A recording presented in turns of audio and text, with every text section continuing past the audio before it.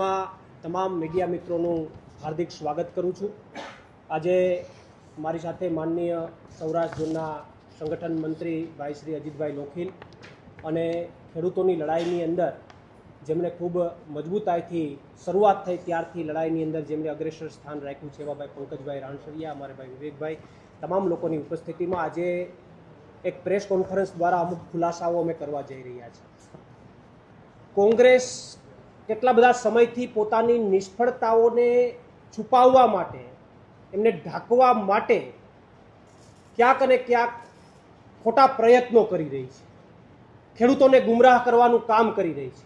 પોતાની નિષ્ફળતાને ઢાંકવા માટે સતત ગુજરાતના ખેડૂતોને ગુમરાહ કરવાનું કામ આ ગુજરાત કોંગ્રેસે કર્યું છે। ત્યારે અમુક પુરાવાઓ અને અમુક માહિતી સાથે આજે તમારી સમક્ષ અમારે અને ગુજરાતની જનતા અને ગુજરાતના ખેડૂતો સમક્ષ અમારે અમુક વાતો જે છે એ રજૂ કરવી છે।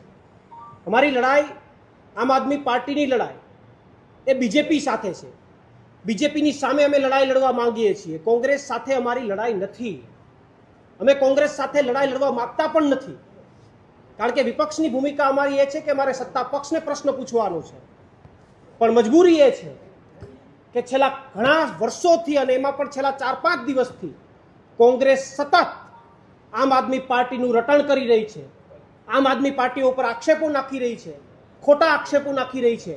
ત્યારે મજબૂરીમાં શું સત્ય છે, વાત શું છે, હકીકત શું છે, આંદોલન કોણે તોડ્યું, કોના કારણથી આંદોલન તૂટ્યું, કોણે ખોટું ડિસિઝન લીધું એટલા માટે આંદોલન તૂટ્યું, કોનો શું ઈરાદો હતો, એ પુરાવા સાથે આજે ગુજરાતના ખેડૂતોની સમક્ષ અમે વાત રજૂ કરવા માંગીએ છીએ।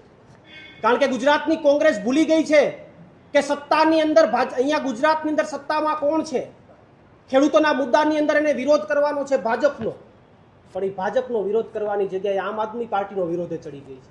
એને થાંભલાના વિરોધની અંદર ભાજપનો વિરોધ કરવાનો છે, એનો વિરોધ કરવાનું સાઈડમાં મૂકીને આમ આદમી પાર્ટીનું રટણ કરવાનું ચાલુ કરી દીધું છે। ત્યારે મજબૂરીની અંદર આજે અમારે અમુક મુદ્દાઓ, અમુક માહિતીઓ, અમુક પુરાવા સાથે તમારી સમક્ષ અમુક વાતો રજૂ કરવી છે।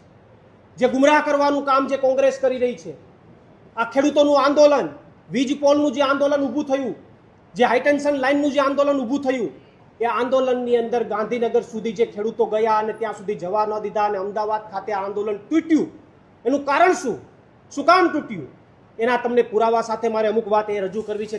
4 મુદ્દાઓ મહત્વના છે, 4 મુદ્દા મહત્વના છે। એક મુદ્દો એ છે કે ગુજરાત કોંગ્રેસના લોકોએ, એમના નેતાઓએ ખેડૂતોને એવું કીધું કે ગાંધીનગર જવાનું છે, ગાંધીનગર કૂચનું એલાન આપવામાં આવ્યું, ગાંધીનગર જવાનું એલાન આપવામાં આવ્યું, પણ મહત્વની વાત એ છે કે નેતાઓ ભૂલી ગયા, એને ગાંધીનગર સુધીની પરમિશન જ ન લીધી, રેલીની પરમિશન ગાંધીનગર સુધીની ન લીધી। આ વાસ્તવિક વાત છે, એને પરમિશન લીધી ઓગણસ સુધીની, આગળ ગાંધીનગરની પરમિશન જ ન લીધી। પરમિશન ન લીધી તમને જવા કોણ દેશે ભાઈ? માસીન દીકરા થોડા છે ભાજપવાળા? તમે પરમિશન જ નથી લીધી ઓન પેપર, કાગળ ઉપર, તો તમને જવા કોણ દેશે? એનો મતલબ તો થયો એ તમારો ઈરાદો ગાંધીનગર સુધી જવાનો જ નહોતો, ઓગણસ કોંગ્રેસની સભા સુધીનો જ તમારો ઈરાદો હતો। અને આ માત્ર આક્ષેપ નથી, હું અત્યારે પુરાવો લઈને આવ્યો છું। જે પરમિશન મળી છે, જે કોંગ્રેસને જે રેલી જે નીકળી ખેડૂતોની, આ ગુજરાતના ખેડૂતોએ સમજવાની જરૂર છે, જે તમને ગુમરાહ કરવાનું કામ આ કોંગ્રેસે કર્યું છે, તમને ગાંધીનગર કૂચની વાત કરી, કાગળ ઉપર પરમિશન ન લીધી। પરમિશન ક્યાં સુધીની લીધી? આમની અંદર આ પરમિશન છે, જે પરમિશન આપવામાં આવી છે એમાં રેલીની પરમિશન લીધી છે, રેલીનો રૂટ બતાવ્યો છે। 14 તારીખે આ પરમિશન મળી, રેલીનો રૂટ હું તમને વાંચીને સંભળાવું। શાંતિપુરા સર્કલથી આખી રેલીનો જે રૂટ છે એ આપને સંભળાવું। શાંતિપુરા સર્કલથી બોપલ સર્કલ થઈ, સિલજ સર્કલથી ભાડજ સર્કલથી ઓગણજ સર્કલ થઈ સર્વિસ રોડ ઉપર ઓગણજ ટોલટેક્સ બાજુમાં આવેલ સર્વે નંબર 110 વાળી જગ્યાના માલિક શશિકાંતભાઈ પટેલના માલિકીના ખુલ્લા ખેતરમાં પહોંચી પૂર્ણ થશે। બોલો બાપા સીતારામ। રેલી શરૂ થાય શાંતિપુરા સર્કલથી અને ભાઈ શશિકાંતભાઈ પટેલના ખેતરમાં જઈને પૂર્ણ થશે, ત્યાં મેટર પૂરી, ગાંધીનગર જવાનું નથી। એને કાગળ ઉપર પરમિશન ત્યાંથી આગળ નથી માંગી, અને એમાં લખ્યું છે જાહેર સભા, પછી ત્યાં રેલી પૂર્ણ થાય પછી જાહેર સભા ચાલુ થશે। સર્વે નંબર 110 વાળી ખુલ્લી જગ્યામાં જાહેર સભા, અને જાહેર સભામાં કોણ આવવાનું હતું? તો કે પધારનાર મહાનુભાવ ગુજરાત પ્રદેશ કોંગ્રેસ સમિતિના અધ્યક્ષ શ્રી અમિતભાઈ ચાવડા હાજર રહેનાર છે। આ હું ખાલી આક્ષેપ નથી કરતો, કાગળ ઉપર છે, સરકારના કાગળ ઉપર છે, પોલીસ કમિશનર અમદાવાદનો લેટર છે, પરમિશન જે મળેલી છે। કોંગ્રેસે શાંતિપુરા સર્કલથી ઓગણજ સર્કલ સુધીની જ રેલીની પરમિશન લીધી, ત્યાં સભાનું આયોજનની પરમિશન લીધી, ઓગણજથી ગાંધીનગર સુધીની પરમિશન જ નથી લીધી અને વાતો કરે છે ગાંધીનગર જવાની। જ્યારે આંદોલનની અંદર ખેડૂતો નારાજ થયા કે અમારે તો ગાંધીનગર જવાનું હતું, તમે અહીંયા કોંગ્રેસની સભામાં શું કામ લઈ જાઓ છો? ખેડૂતો વિફરા, ખેડૂતોએ આક્રોશ બતાવ્યો, પ્રશ્ન પૂછો, ત્યારે કોંગ્રેસના નેતાઓ મીડિયાની સમક્ષ બધી જગ્યાએ એક જવાબ આપે છે કે ભાઈ અહીંયાથી પરમિશન નથી આપી। પરમિશન નથી આપી તો કેમ જવું? અરે ભલામણા પરમિશન માગી જ નથી તો કોણ આપે? પરમિશન જ નથી માગી તો કોણ આપે? અને પરમિશન માગી હોય તો ઓન પેપર સરકારનો નામંજૂરીનો લેટર પ્રસ્તુત કરે ગુજરાતના ખેડૂતોની સામે। તમને પરમિશન ન આપી હોય સરકારે, તમે માગી હોય તો ઓન પેપર નામંજૂરીનો લેટર, માત્ર વાતો નહીં કે અધિકારીએ વાત થઈ હતી ને અહીંયા ના પાડી હતી ને અહીંયા કરવું પડ્યું ને અહીંયા કરવું પડ્યું ને એ વાત યોગ્ય નથી। તમને પરમિશન ન મળી હોય, ના આપી હોય તો ઓન પેપર નામંજૂર સરકાર કરે, એનો લેટર મીડિયા સમક્ષ અને ગુજરાતના ખેડૂતોની સમક્ષ પ્રસ્તુત કરે, અન્યથા મીડિયામાં સામે આવીને સ્વીકારે કે અમે ગુજરાતના ખેડૂતોને ગુમરાહ કરવાનું કામ કર્યું છે, એની સાથે દગો કર્યો છે, એની સાથે કપટ કર્યું છે। અમારો રસ હતો માત્ર કોંગ્રેસની સભાને સંબોધવાનો, ગાંધીનગર સુધી જવાનો અમારો રસ નહોતો, આ વાતનો સ્વીકાર કરે।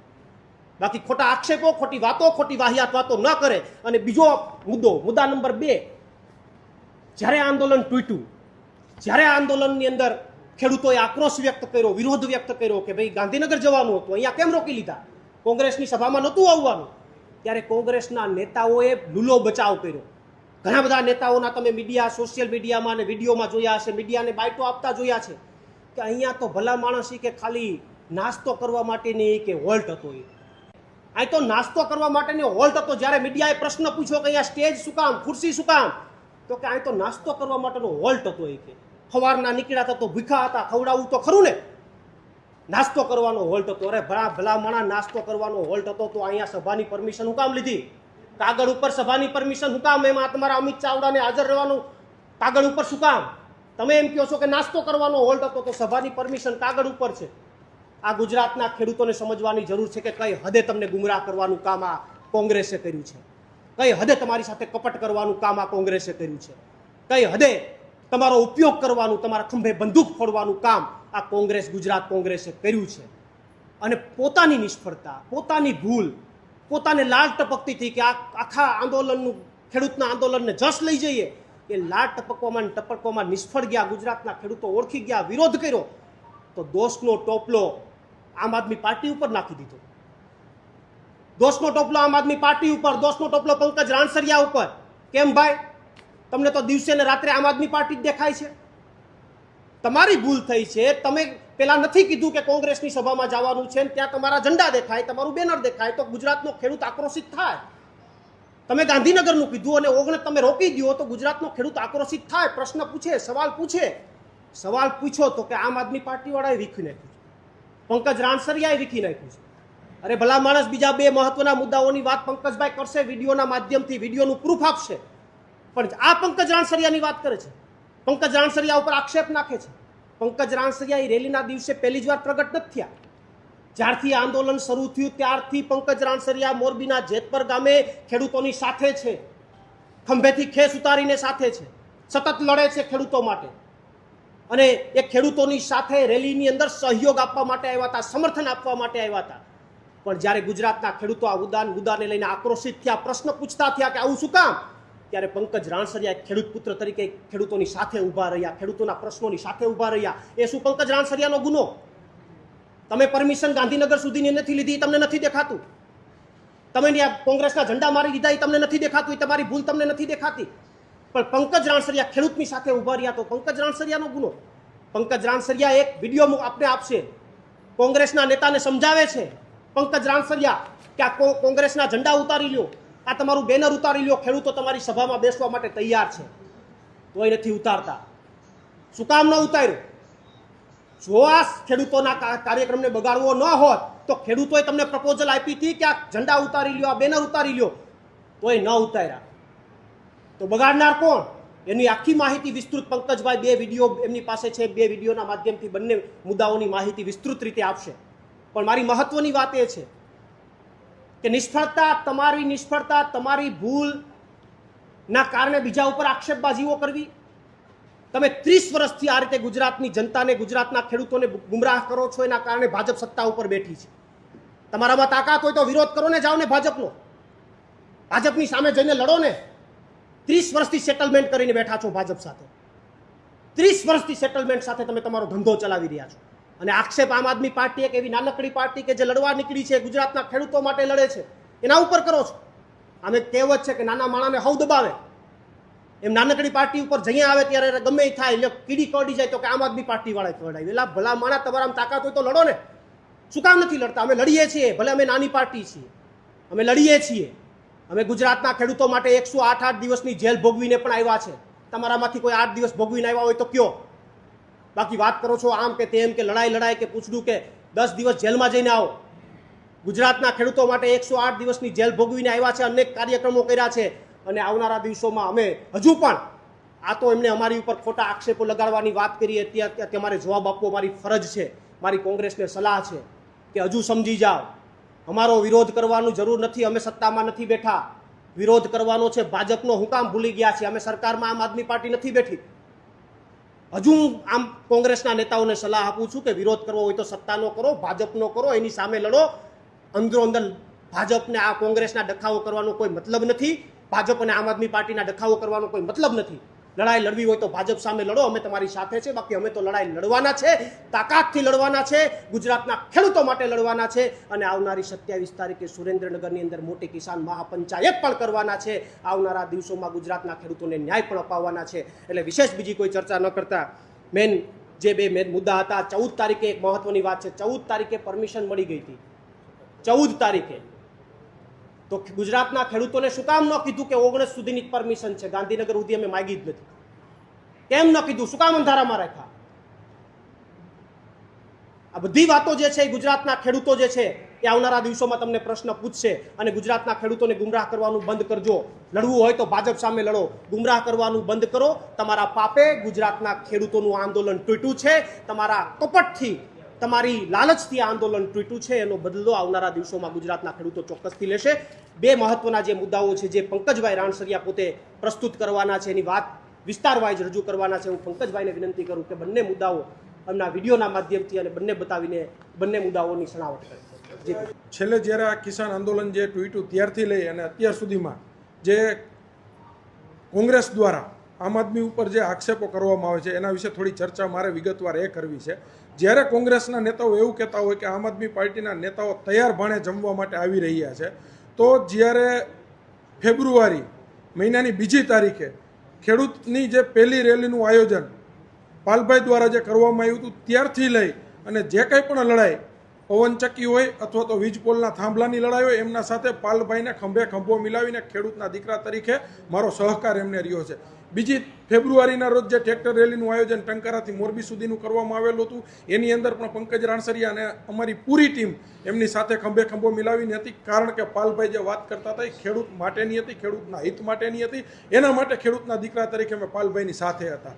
એ રેલી પણ અધવચ્ચે ઊભી રહી ગઈ. એ રેલીની પણ વાત હતી કલેક્ટર ઓફિસે આવેદન આપવા જવા માટેની. તેમ છતાં પણ મોરબીથી 3 કિલોમીટર દૂર એક જે વંડો હતો એની અંદર આ જ રીતના ખેડૂતોને ગેરમાર્ગે દોરી અને પોલીસ તંત્રને સાથે રાખી અને કોંગ્રેસે વંડાની અંદર આ ટ્રેક્ટરો પૂરી અને એક જે કામ કરેલું હતું ત્યાંથી ઓન ધ સ્પોટ સભા સ્થળ ઉપર માત્ર ને માત્ર પાલભાઈ દ્વારા સ્ફોટક નિવેદનો આપ્યા હતા. એની અંદર હું પણ સાક્ષી હતો. અને ત્યાંથી એક કમિટી કોંગ્રેસના નેતાઓની બની માત્ર 5 થી 7 જણા એ રેલી ત્યાં પૂર્ણ જાહેર કરી અને 7 થી 8 જણા માત્ર કોંગ્રેસના જે નેતાઓ છે એ કલેક્ટર સાહેબને મળવા માટે ગયા હતા. તો ખેડૂતનો એ રેલીની અંદર પણ આ જ રીતના હાથો બનાવી અને ઉપયોગ કરવામાં આવ્યો હતો. ત્યારબાદ કોઈ પણ જગ્યા જે તૈયાર ભાણાની વાત કરતા હોય તો જેતપર ગામની અંદર પાલભાઈ આંબલિયા જ્યારે જેતપર ગામની અંદર પાલભાઈ આંબલિયા 15 તારીખનું જે આમંત્રણ આપવા માટે આવવાના હતા એની જે સભાનું આયોજન કરેલું હતું, એની સભાને લઈને અમે અને અમારી ટીમના, અમારા તાલુકાના અથવા અમારા જિલ્લાના જે સદસ્યો રહી ચૂકેલા હતા એ લોકો આસપાસના જેટલા પણ ગામડાઓ હતા એની અંદર આમંત્રણ આપવા માટે ગયા હતા કે પાલભાઈ જેતપર ગામની અંદર પધારી રહ્યા છે. ખેડૂત હિત માટેની જે 15 તારીખની ટ્રેક્ટર રેલીનું જે આયોજન છે એમના ભાગરૂપે આપણે જે જાહેર સભાનું આયોજન કર્યું છે તો એને આમંત્રણ આપવા માટે પણ અમે અને અમારી ટીમ બધી જગ્યાએ ગયેલા છીએ. એમના પણ આધાર પુરાવો પ્રૂફ અમારી પાસે છે. પાલભાઈ પણ સ્પષ્ટ જાણતા હતા કે આમ આદમી પાર્ટીની જે આ બધી ટીમ લોકલ બોડીથી જે લઈ અને જ્યાં પ્રશ્ન હતા ત્યાંની તમામ ટીમ એમની સાથે ખંભે ખંભો મિલાવીને છેલ્લા 4 મહિના ત્યાં મહેનત કરતી હતી. મને નામ જોગ ઓળખે છે, પંકજભાઈ રાણસરિયા મારું નામ છે, તેમ છતાં પણ જ્યારે રેલીનું વિસર્જન થાય છે ત્યારબાદ જે મીડિયા મિત્ર એમને પૂછે ત્યારે મારું નામ લેવામાં પણ પાલભાઈને ડર લાગતો હતો. એ પાસે ઉભેલા વ્યક્તિને પૂછીને મારું નામ લેતા હતા. તો પાલભાઈને મારે એ પૂછવું છે, જ્યારે જેતપર ગામથી અમારા જે ખેડૂતો, જેતપરની નજીકના ગામડાથી અમારા જે ખેડૂતો આવ્યા હતા અને એને જે સ્વામિનારાયણ ગુરુકુળની અંદર જે રાત્રિવાસો કરેલો હતો ત્યાંથી અમારા જે ખેડૂતોને રાત્રે 3:30 થી 4 વાગે એ જગ્યા ઉપરથી નીકળવાનું હતું અને શાંતિપુરા સર્કલે 9:30 વાગે પહોંચવાનો સમય હતો. તેમ છતાં પણ સ્વામિનારાયણના ગુરુકુળની અંદરથી 9:30 વાગ્યા સુધી જે ખેડૂતોને નીકળવા નથી દીધા.